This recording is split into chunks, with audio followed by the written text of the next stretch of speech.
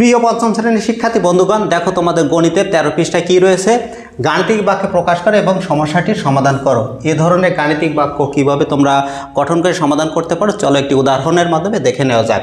কি আছে, 12টি বিস্কুট এবং 30টি চকলেটের মূল্য একত্রে 192 টাকা। একটি বিস্কুটের মূল্য 6 টাকা হলে একটি চকলেটের মূল্য কত?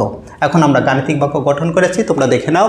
প্রথমে মোট টাকা 192 টাকা আমরা এই যে বসিয়েছি, তার থেকে কি দেওয়া আছে, একটি বিস্কুটের মূল্য 6 টাকা। এই 6কে আমরা 12 দ্বারা গুণ করে প্রথম বন্ধনীর ভিতরে আটকিয়ে 192 থেকে বিয়োগ করছি।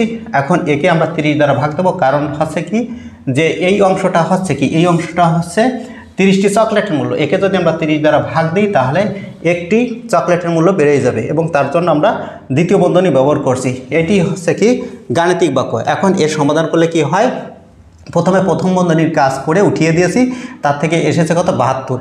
192 থেকে 72 বিয়োগ করলে হচ্ছে কত 120। এখানে দ্বিতীয় বন্ধনী কাজ হয়ে গেল, তাই উঠে গেল।